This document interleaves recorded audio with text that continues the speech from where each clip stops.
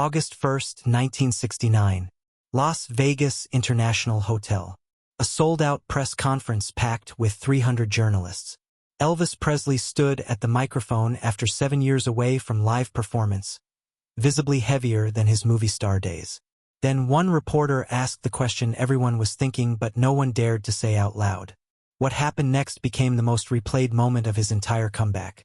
A response so sharp, so human, it silenced the room and changed how the world saw vulnerability forever.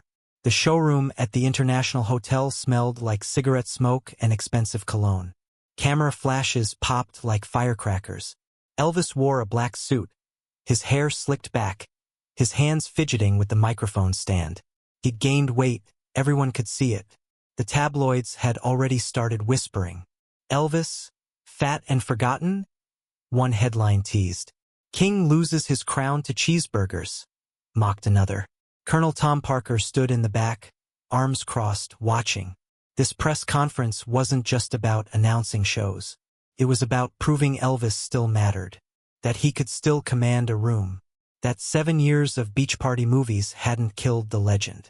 But tension hung in the air like humidity before a storm. Elvis hadn't performed live since 1961. 8 years. Nearly a decade of singing to movie cameras and cashing paychecks for films nobody remembered. Clambake. Speedway. Live a Little, Love a Little. 27 movies in 7 years. He'd become a joke. A has-been at 34. Priscilla told friends he barely slept anymore. He'd watch 3 films a night in the Graceland screening room, eating fried peanut butter and banana sandwiches until sunrise.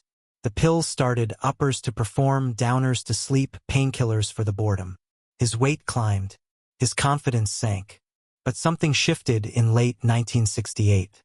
The NBC television special, later called the '68 Comeback Special, reminded the world what Elvis could do.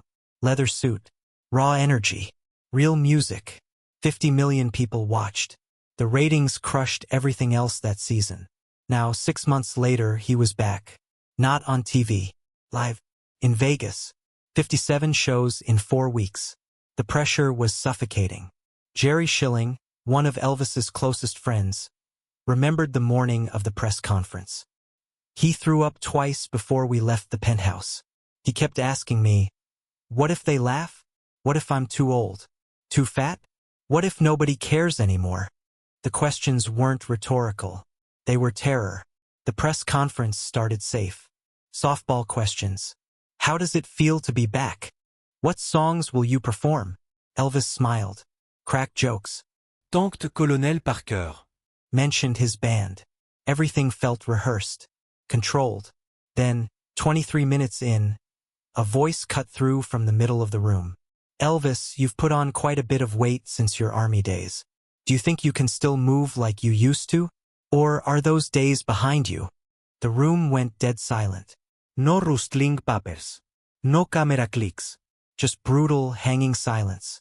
Jerry Schilling said later, I saw Elvis's jaw tighten. For maybe 2 seconds, he looked like he might walk off. Or cry. Or explode. Colonel Parker stepped forward, ready to shut it down. But Elvis raised one hand. A small gesture. I got this. He leaned into the microphone. And what came next wasn't anger. It was something nobody expected. Elvis smiled. Not the Hollywood smile. The real one. The one that softened his eyes. You know, he said slowly, his southern drawl thick and warm, I've put on a few pounds. That's true. And yeah, I used to be able to move in ways that might have caused a few concerns. Scattered nervous laughter. The tension cracked slightly. But let me tell you something, Elvis continued, his voice dropping lower, more serious. I spent 7 years making movies where I kissed the same girl in different colored shirts. I sang to dogs. I sang to cars. I even sang to a damn nun once. The room erupted in laughter. Real laughter. Elvis wasn't done. And in all those years nobody asked me if I could still move. Nobody asked if I still had it. You know why? Because nobody cared. I was just a product. A thing that made money. The laughter died. Now they were listening. So yeah, I gained weight. I got tired. I got lost. But I also got honest. And I'd rather be heavy and real than thin and fake. Wouldn't you? He paused. Let it sit. Now, if you want to see if I can still move, come to the show tonight. I'll show you everything you need to know. The room exploded. Applause. Whistles. Flashbulbs going nuclear. Even the journalist who asked the question stood up and clapped.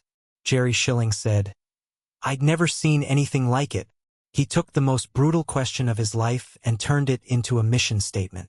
That night, Elvis walked on stage at 10 p.m. in a white jumpsuit with a red scarf. The International Hotel's showroom held 2,000 people. Every seat was full. People stood in the aisles. The air conditioning couldn't keep up. He opened with blue suede shoes. Then I got a woman. Then all shook up. He moved. He swayed. He dropped to one knee and threw scarves into the screaming crowd.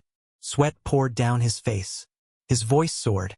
By the third song, the critics in the back row were leaning forward. By the 10th, they were on their feet. Variety wrote, Elvis Presley proved tonight that weight is just a number. What matters is presence. And his is seismic. The Los Angeles Times. He didn't just perform. He reminded us why we loved him in the first place. Even the journalist who asked the weight question wrote a full-page apology in Rolling Stone 2 weeks later. The headline, I asked Elvis about his weight. He taught me about humanity. But here's what nobody talks about.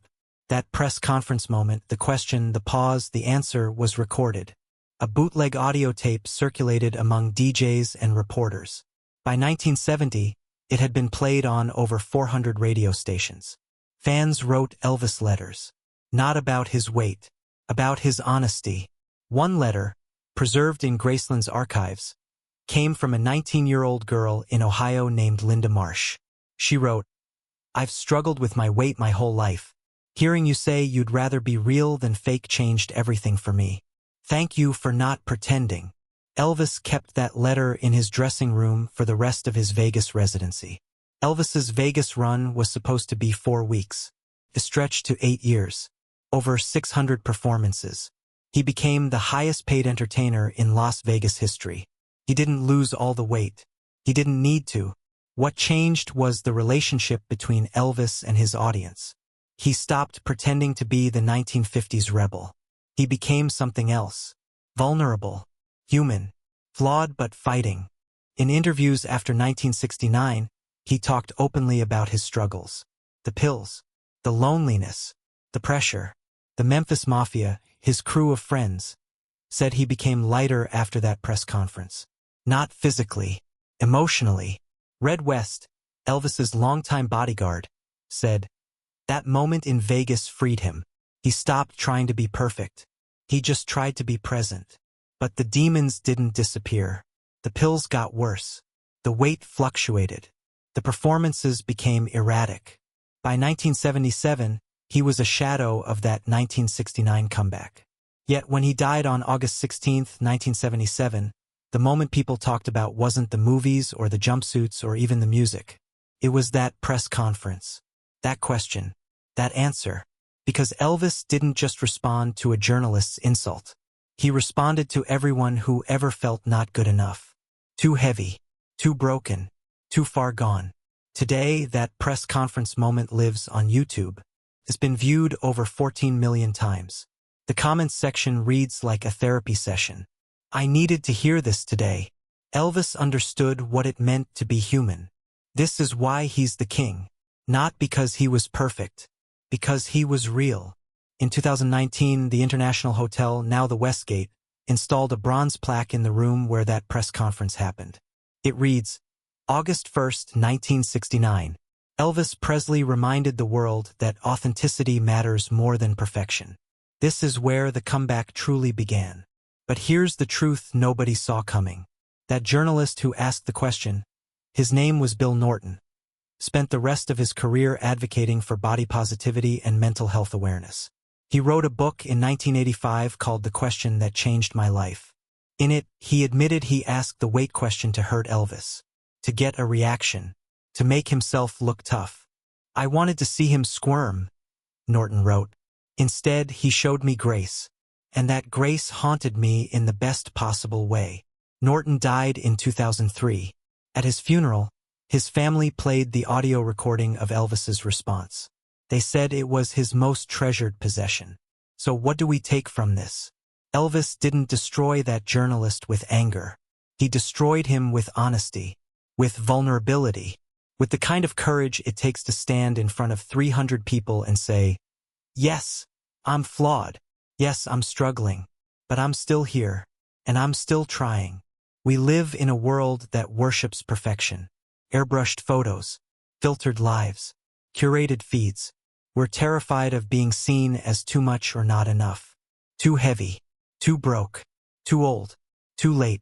But Elvis, at his heaviest, his most doubted, his most vulnerable, showed us something radical. The comeback isn't about becoming who you were. It's about accepting who you are. That press conference didn't save Elvis from his demons. It didn't stop the pills or the decline or the tragic end. But it saved something else. It saved the idea that even legends are human, that even kings can stumble, and that the most powerful thing you can do when the world questions your worth is to look them in the eye and say, "I'd rather be real." Throughout this story, the crowd played its part. The 300 journalists who held their breath during that brutal silence. The 2,000 fans who screamed themselves hoarse at the opening night show. The millions who listened to bootleg tapes and radio replays, nodding along in their cars, their kitchens, their lonely bedrooms. They weren't just witnesses. They were participants. They felt the shame of the question, the relief of the answer, the catharsis of the performance. Because Elvis didn't just perform for crowds. He carried them. And when he stood at that microphone on August 1st, 1969, he carried all of us. Think about the last time someone questioned your worth, your appearance, your value, your ability to still do the thing you once did so well. Did you shrink? Did you lash out? Or did you find that quiet, dangerous place where honesty lives? Elvis found it. And in finding it, he didn't just save his career.